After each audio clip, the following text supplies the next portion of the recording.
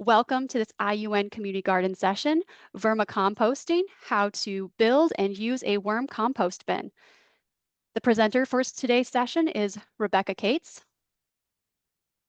Rebecca is the urban agriculture educator in Lake County. She focuses on food systems work, food justice, beginning farmers, urban agriculture, sustainable agriculture, youth, natural resources and gardening, community gardens, and master gardeners.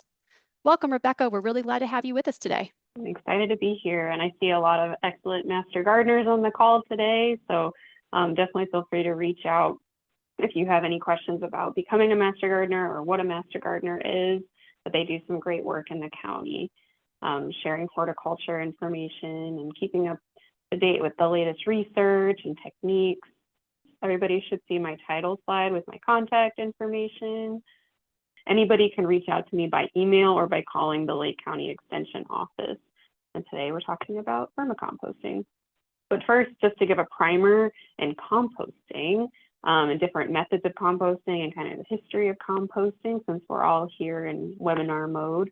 So a brief history of composting listed here. It's listed as recorded as early as 2300 BC, and it was manure-based composting. So that's pretty interesting. And then again, recorded in the first century in China, first century BC in China, using cooked bones, manure, silkworm debris, and then a little, I guess, more recently, 234 BC to 149 BC, retired Roman general Marcus Porcius Cato wrote a book titled De Agricultura, concerning the culture of the fields, in which he describes composting. So composting has been around for thousands of years, which is exciting.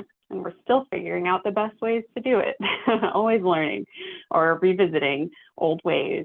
Then looking into the Middle Ages, the medieval church preserved knowledge of composting through writings that they stored in monasteries.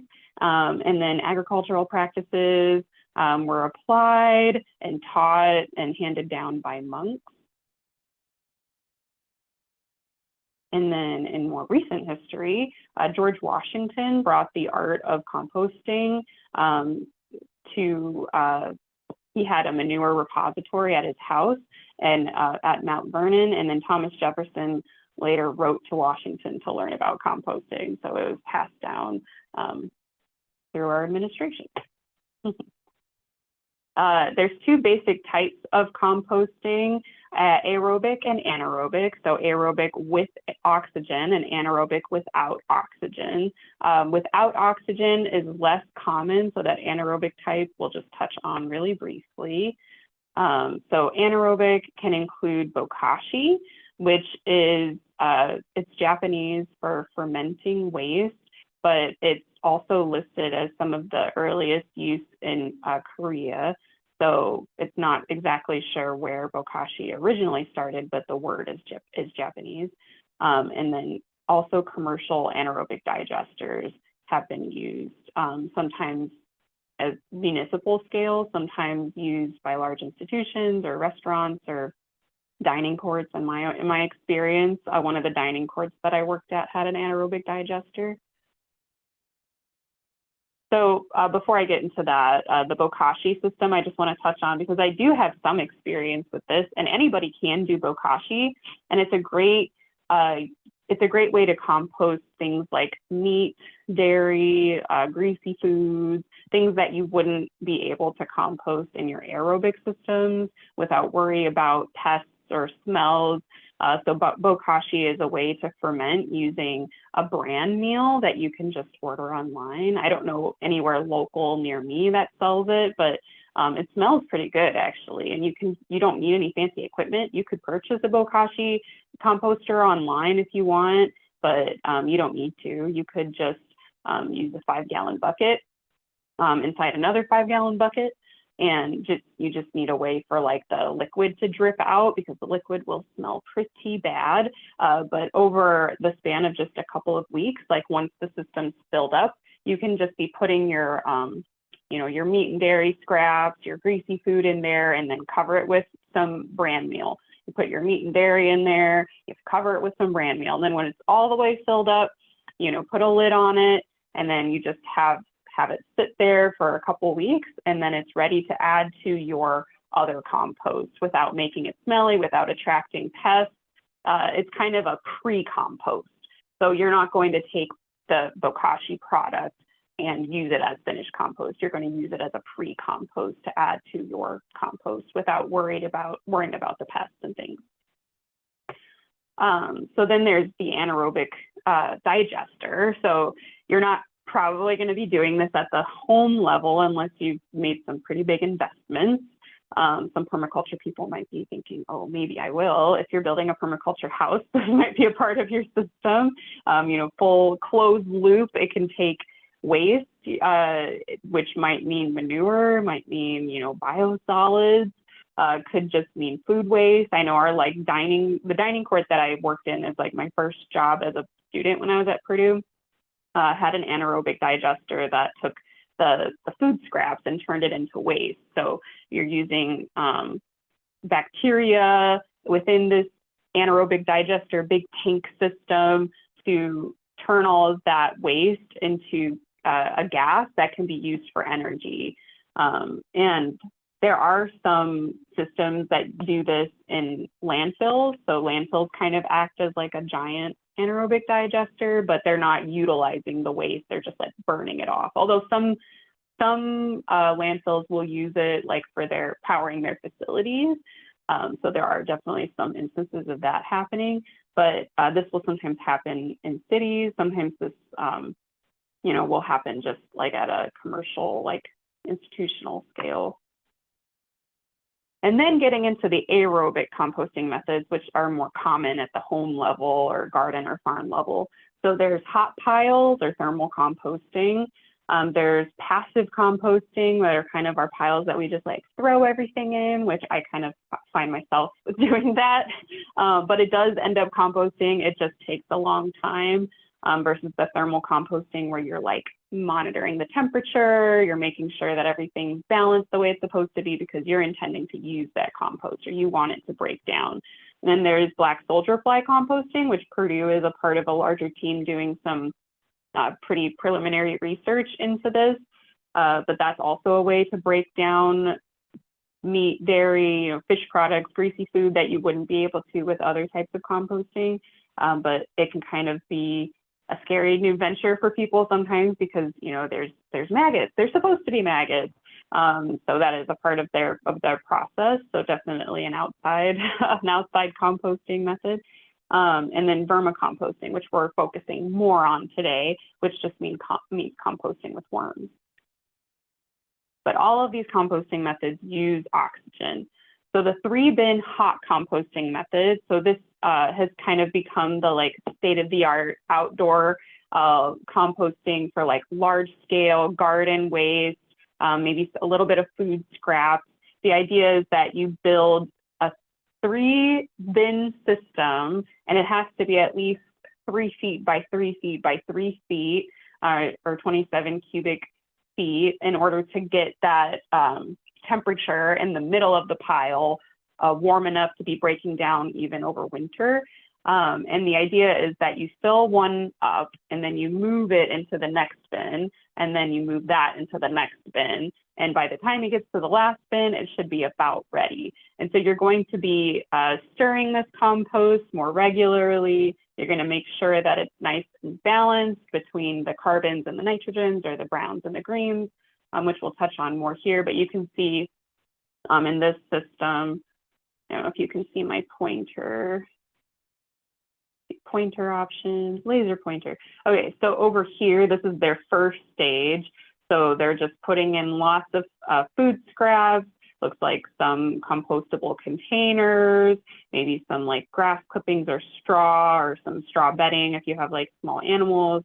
And then over here, they move it and they're mixing it. It's starting to break down. And then over here, you can kind of see it starting to look a little bit more like soil. It allows you to have more space to have different stages of compost. So once this is filled up, where are you going to put your food scraps? Where are you going to put your yard waste? but you don't want to be constantly adding to a pile because then it's never going to break down. So you can move this into the second stage so that it can continue to break down. You're still, stirring it, but then you can be adding new material here in the first bin, and so on. So you're just constantly making compost to actually use, and you can still have a bin, that first bin, where you're able to add to it. And then you can see here, these boards are used as like the wall to prevent the compost from coming out.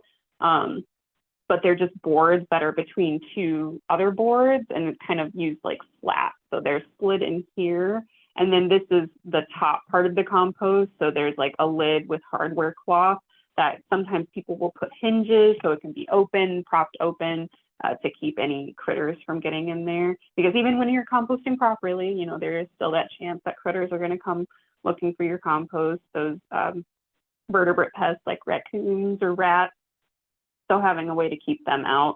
But I really like this flat system because then it's closed, but you can take it out to make it easier for you to get to the compost, for turning, for moving.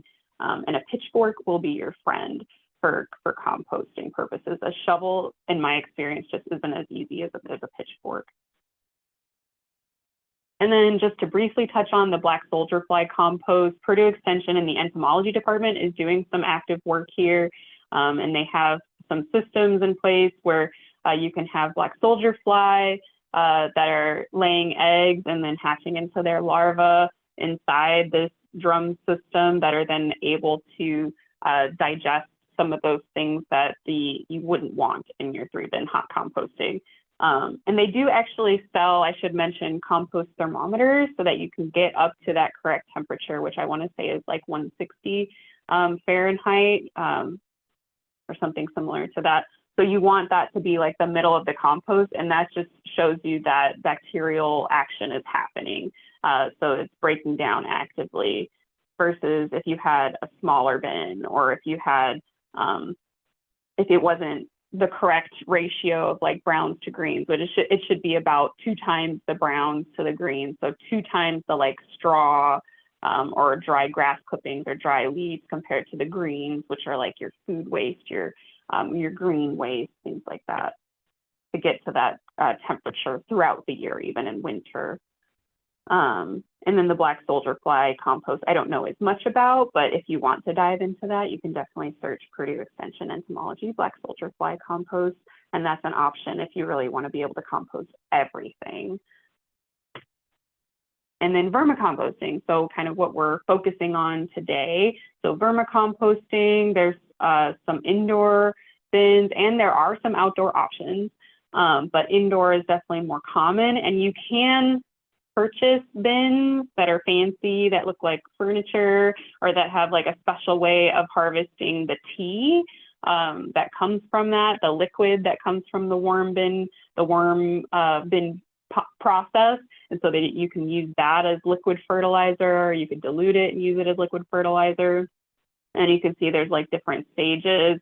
It's usually not as big as you can make it with like a home DIY, which is mostly what I have experience with, is this kind of DIY tote system. But if you want it to look nice and you want to be able to easily harvest that tea, then you might consider purchasing something. And I don't support either of these businesses directly. These are just examples. But the Purdue Extension DIY way, with this presentation, I do have to credit my one of my previous colleagues, Brooke Alford. She created the bulk of this presentation, the gathering of the photos and things like that, for a program that we are collaborating on together with the Urban Farming Signature Program. And so this was a way to get my ideas into like photo and PowerPoint mode. But she was also the person who taught me this method of vermicomposting. So this was her bin. And so you can see that it has 2 kind of containers, these tote storage containers on top of each other. And so then there would be like a little brick or paver or a chunk of wood, something to lift this top bin up. So then you can collect the drippings, and there's drilled holes on the bottom of this, and you would hopefully also have some sort of mesh screen, like a pet screen or something on the bottom to prevent worms from falling into the bottom as much, because they will try to escape. But they shouldn't try to escape as much if your bin is ideal and you have enough space for all of them and they're not overproducing. But if you do notice that you have a lot of worms, you might even consider adding another layer. So then like I have a 3-stage system now. So then this middle layer becomes just where the castings are falling, which is nice and easy, because then you can just dump it all out and use all the castings at once. And you see here, there's also holes on the side in this kind of in-between area between the top and the bottom. So it's drilled into the top kind of lip area of the top bin. And so that's also some oxygen holes. These are kind of big. You can definitely make them smaller, so then the worms are less likely to crawl out. But down here is just for catching the drippings that you can then, just pour on your garden directly, or you can dilute it and kind of make it last as like liquid fertilizer. And then this top part is where your worms are, with these holes on the lip part for oxygen holes, and the holes on the bottom to get the liquid, and then some sort of like paver. And you'll get a material list and instructions after this workshop after this webinar with the recording. There's also outdoor bins. So you could maybe try with like a hamper, or building a wooden bin, or purchasing something, and people will just kind of bury their worm bin into the ground. This would be likely just during the growth season with something this size. And also we don't recommend letting your worms, like releasing them, because we are using red wigglers and they're not native to our area. So you wouldn't want to just like dump a bunch of worms or let them escape here. So this would probably just be an example for like a warmer time of the year, or warmer climate, so the worms aren't freezing. And then they do have plans that you can, build your own worm bin for outdoor use. But a lot of times in our winter, the worms will freeze and die, but then their eggs might survive. So then you have like the next generation. So you could keep your bin outside, but it might be hit or miss whether you have fatalities or worm die off. And then people will ask, like, can I keep my worm bin in my connected garage? And the answer to that is, if it stays warm enough, all right, like if it's above freezing, they really want it to be like in the 40s, 50s, 50s to 75, I think is like the ideal temperature range. But if it gets a little cold for a little amount of time, they might just slow down. Or if you had a die off, then their eggs should still survive, and then you just have the next generation. So some people do vermicompost outside. It's just less common, and you do have more risk. So this is another example of a design. Again, you have those drainage holes, the collection for the tea, and similar to that 3-stage outdoor compost system, where you have like the way to get in, keep pests out. You don't want something getting in and eating all your worms, because worms are delicious to a lot of things. So focusing on this indoor system, which my colleague swears that she did have some success with having this outside, or like in her garage, even when it froze. My thoughts are probably that it was just the eggs that came back. The eggs came back, but the original worms froze. So you see here, you have the holes on top, and then you're going to have the holes on the bottom to drain. So what do you put inside it then? So what you're going to put inside is, you're going to create a bedding for your worms, somewhere for them to move around in. We're not just like putting a bunch of garden soil in there. You don't want to do that. You're going to introduce a lot of different microbes and a lot of different other insects into your system. And especially if this is going to be an indoor system, you don't want to do that. So you might start with wood chips. You might start with mixing that with coffee grounds, which I was able to get like free coffee grounds from like a Starbucks. So sometimes if you just go and ask for coffee grounds, they'll tell you when they have those available, and you can just pick up a big old bag of coffee grounds. You don't have to start with coffee grounds. It will just help speed up decomposition of the bedding. adding the nutrients like to the worm system. But you could just start with wood chips. You could also start with other browns, other high carbon, so cardboard, toilet paper tubes, paper shredding, nothing too glossy. Make sure to remove staples, things like that. Ink is fine.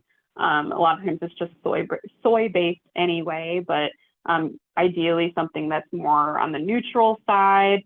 So you can see just like maybe some paper towels or some, you know, pieces of cardboard even. You can like shred cardboard, take the tape off. And then and straw, things like that they can live in. You could also optionally use coconut core. You can find like some urban like worm, so specific for worm bedding. That's making sure that it's like more neutral pH because you don't want to add anything that's too acid, and you don't want to add a bunch of salt. So just keep that in mind when you're looking to purchase. If you want it to be coconut core based, of course, this is optional. And then the green, so that could be anything, pretty much any other color, not brown. So it could be your food scraps, it could be, you know, your yard waste, it could be green grass clippings. But again, bringing things from the outside into your worm bin might introduce other insects or other microbes. So you can see this picture of this guy adding to his compost, just, you know, bits of flour, bits of food. The coffee grounds would count as a green, and coffee grounds don't lower the pH of your system. They're just going to add organic matter and act in that. They're acting more of like a high nitrogen, although you can combine them with the bedding to help speed up that decomposition. You could also add brewer's yeast if you're someone that has access to that, or, you know, could go and ask a microbrewery for some brewer's yeast waste product. You could optionally use manure, but if you're having an indoor bin system, that might, you know, definitely bring in some other insects into the system, other microbes. But, you know, if you have like a pet rabbit with some like straw bedding or guinea pigs or something, you might experiment with that since it's already inside the house. But I wouldn't recommend bringing like outside animal manure into your system, and definitely not like cat or dog system. So similar to like an outdoor compost system, like those kinds of rules. But with an outdoor system, then you might, you know, if you have some horses or cows or sheep or goats or things like that, then you might additionally add that. But for an indoor vermicompost system, I wouldn't add anything besides maybe guinea pig or rabbit, something from inside your house. And then this is just showing the combination of like the coffee grounds and the wood chips. So together, these kind of could make greens because it'll help break down a lot, of adding like a nitrogen source with the coffee grounds, mixing with the browns of the wood chips. And then maintaining moisture. So we're getting into kind of the troubleshooting stage.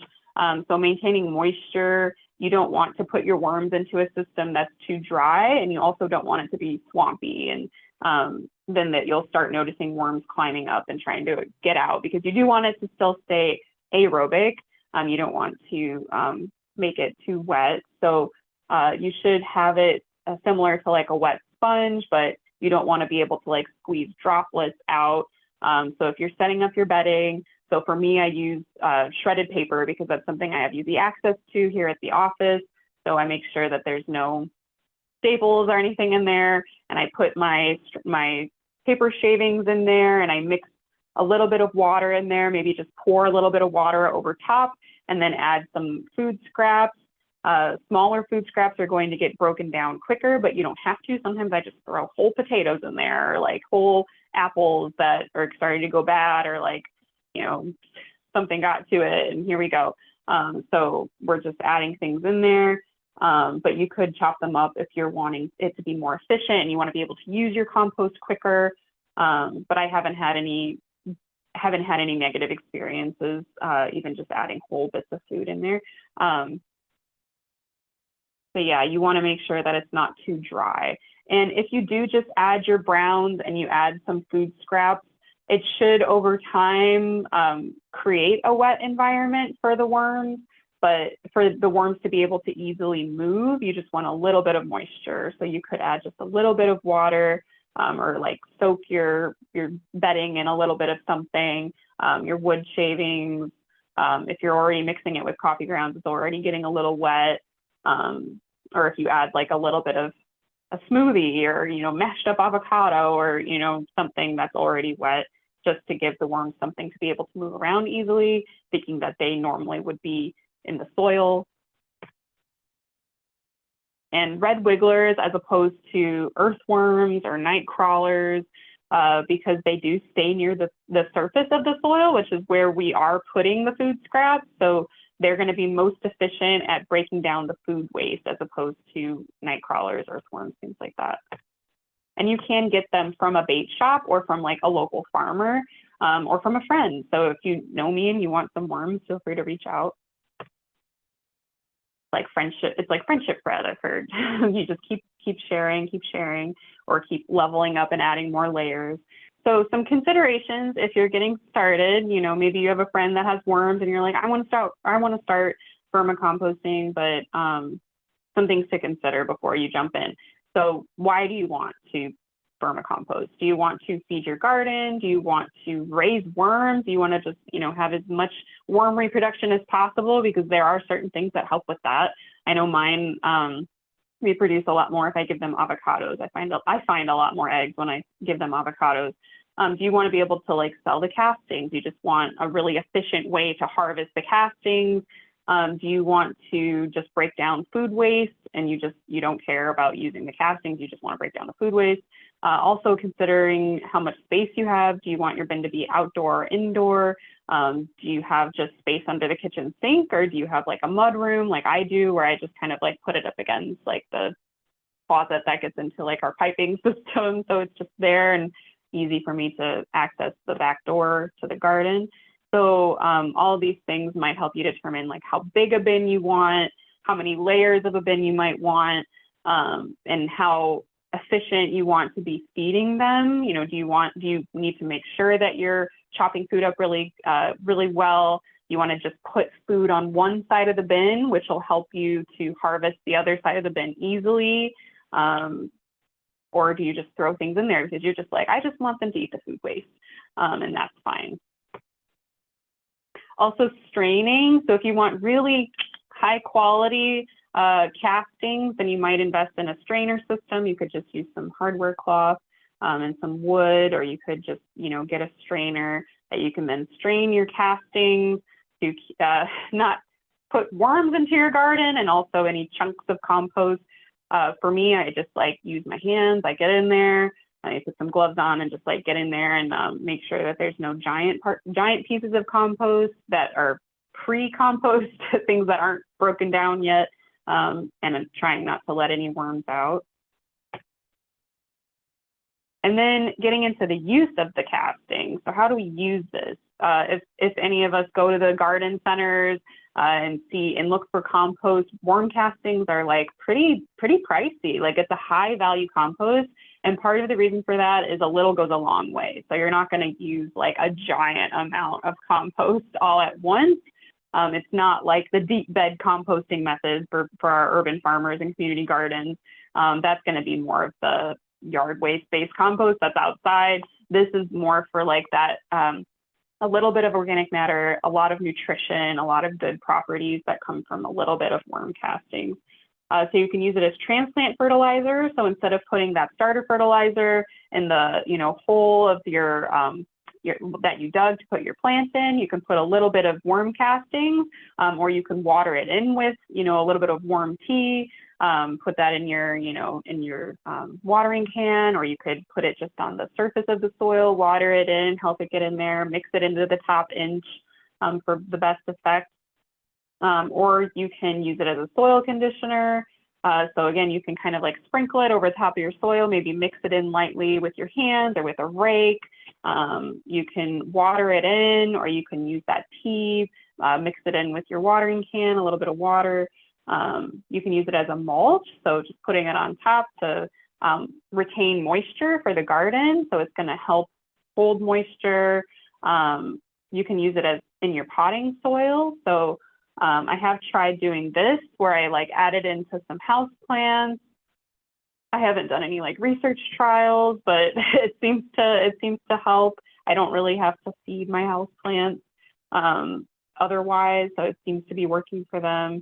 So whenever you like, you know, transplant, or if you're going to replace with potting mix, you could just mix in the worm castings with like some peat moss or coconut coir and use that to kind of mix up your own potting mix. And you can also use the worms themselves. So you can feed them to your chickens or other poultry. You can use them for fishing. You can have your own little bait box or your own little bait container ready to go in the refrigerator, and they'll kind of slow down, but then they're still alive and you're ready to go for whenever you go fishing. I'm sure there's other ways to use them. If people have other ideas, I'm open to that. And then troubleshooting, you know, something's wrong with my compost, my worm bin, you know, it smells really bad, there's lots of flies, or you have a die-off, something happens. Cornell does have a good resource to look into. There's kind of some frequent topics that come up with worm troubleshooting that I can touch on. So air circulation, if you do have like a smelly bin or worm die-off happening, some things you might check into: air circulation, so making sure that your the little holes and that top rim of that top bin aren't covered up with anything. You know, they're not covered up with too much bedding. I guess I should mention your bedding should be below that layer. So your bedding should be below that the whole layer, so you're not blocking that, and also so worms aren't just like escaping really easy. And then making sure that, you know, they have access to oxygen. But you shouldn't have to turn your worm bin like you turn other compost systems. So you shouldn't have to get in there and turn it. And then making sure that the moisture levels are right. So you don't want it to be too wet or too dry. So if it's swampy, then you can, if it's too swampy, you can add more bedding, so more browns, you know, your shavings, your cardboard, wood chips, things like that. If it's too dry, add more greens, you know, your food waste, your yard waste, the green waste, not the crunchy brown stuff. Coffee grounds, they really do love coffee grounds. Smoothies, things like that, or just a little bit of water. Just pour in a little bit of water.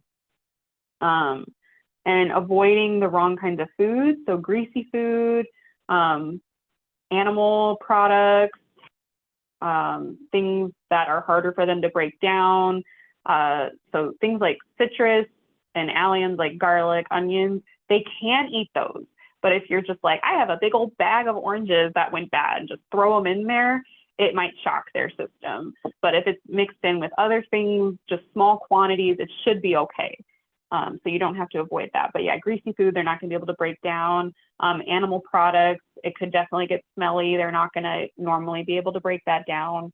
And then avoiding staples, glossy paper, things that could definitely harm them. And then something that I've thought about recently is like cleaning products. So making sure that you're not using cleaning products or aerosol sprays near the bin, making sure nothing's getting into your bin that you don't know of, little animal critters that are getting in there.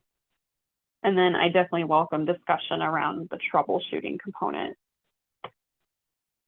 And then one last thing to consider, I haven't heard a lot of updates on this, but I know like last year we were having a lot of conversations around Asian jumping worms. So making sure if you're bringing in potting mix or bringing in compost, or you're bringing in wood chips, things like that, then you're making sure that you're not bringing in Asian jumping worms that are invasive and harmful to the environment. So I'm looking for that like really thick, different colored band that they have, and making sure that you're not accidentally being sold Asian jumping worms instead of red wigglers. So this is pretty characteristic of them. And if you see it, then you might report it to the DNR. They have like on their website a way to report invasive species.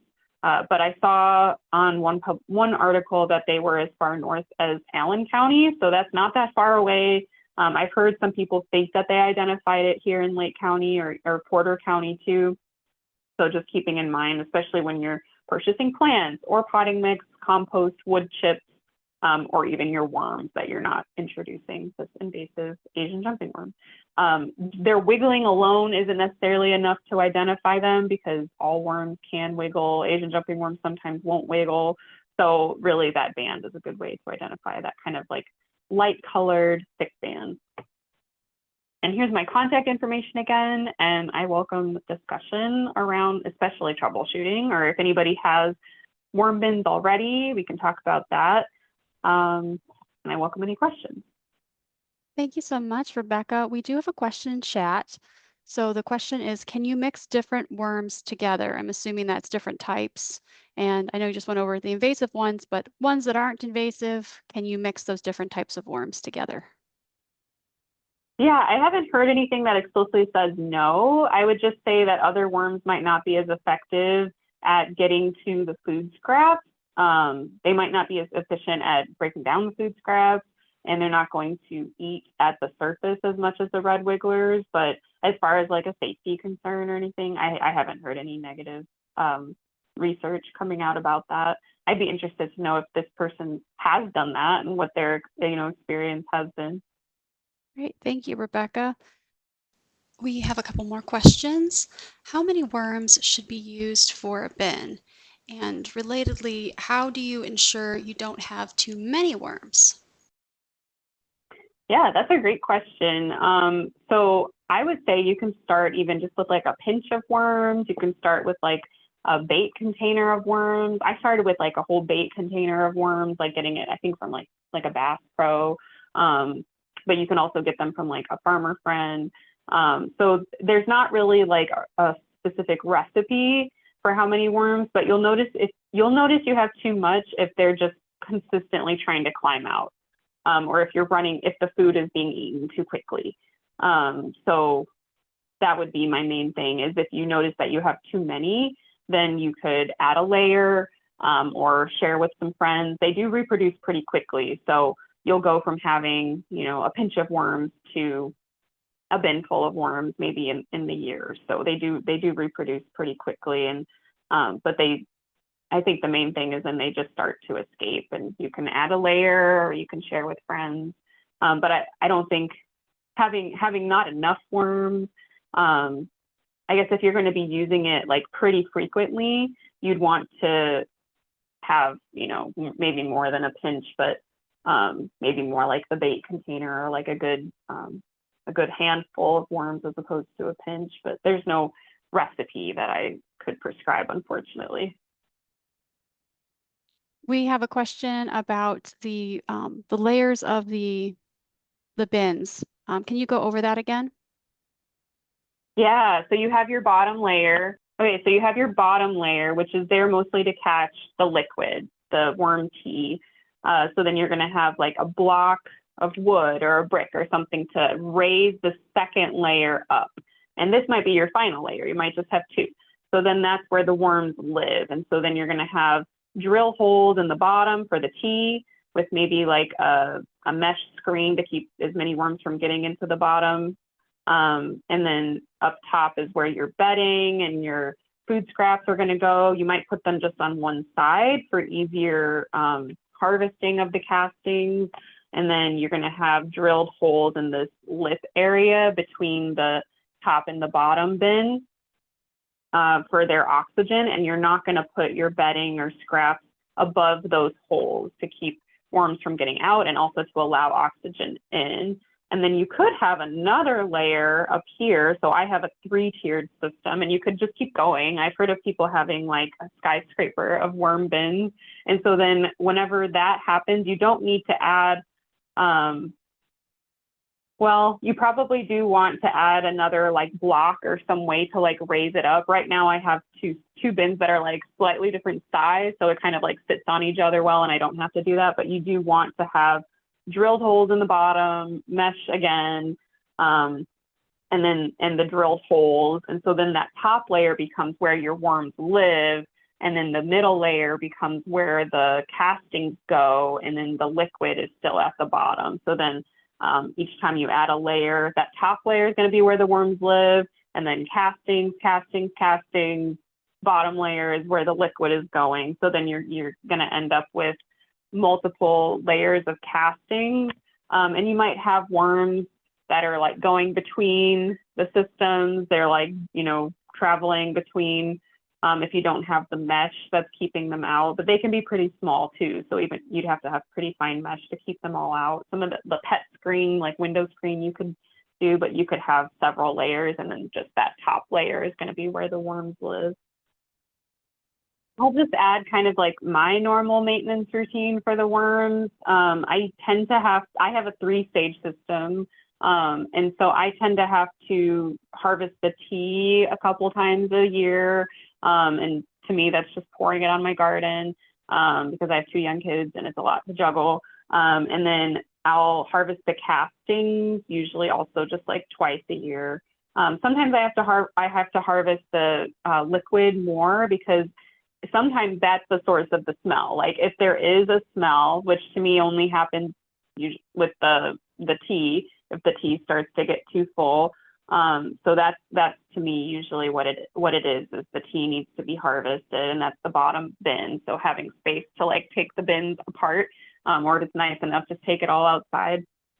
The castings I just do a couple times a year, but I think if you were very efficient and you had, you know, really small chopped up waste, and you had a large amount of worms, and you were replenishing the bedding, usually I have to replenish the bedding like maybe quarterly, maybe like 4 times a year for my system. So then you might, and you kept your, you know, scraps on one side, and it was like easy for them to then for you to be able to harvest. You could be harvesting maybe every 3 or 4 months. So it can be a pretty quick turnaround, and you can have like a bin full of castings to use, and a little bit goes a long way. Thank you, Rebecca. We have another question. If you end up with extra worms, like too many in your bin, can you just put those extra worms out in your garden? We wouldn't recommend that, just because they're not native to the area. But you could use them, like if you know somebody with chickens, or you're a fisherman, you know a fisherman, or you have a friend that wants to start composting, or you could level up your bin and add another layer. So I would not recommend releasing them, because we know that it's not great for the environment, but I'm not going to come follow you for your worms and what you do with them. Another question, can pelletized lime be used for dealing with any kind of odor or smell? I have not seen that recommended. I know lime typically increases pH, so I don't recommend adding lime to like outdoor compost systems or anything. I don't recommend adding it to a garden unless you know that your soil pH is too low, which is pretty rare in our area. So I would not recommend that for this system. And you can always have a soil test done. We have a soil test kit here at the office, or if you would consider yourself an urban farmer, you can reach out and get your soil tested for free. How do you use the tea? Yeah, the tea, I use it as a liquid fertilizer. For me, because I'm so like casual and low maintenance, I just pour it on my garden. I don't really add other fertilizers to my garden, so it seems to be working pretty well, just the compost. So yeah, you could put it into like a watering can, or if you have one of those hookups, I'd be interested to know if you could use it as like one of those hookups that you can add like a liquid fertilizer to your garden hose, maybe even. But it's pretty smelly, so it kind of becomes like almost like an anaerobic digester waste akin, but it definitely can be used as a liquid fertilizer, or just thrown onto the garden. I just have a couple more things in chat saying thank you, enjoyed the program, and so thank you all very much as well. And once again, Rebecca, thank you so much for taking the time to be here with us today. Thank you for hosting, and thanks everyone. Really happy to see some urban farmer and master gardener friends. Thanks for your support.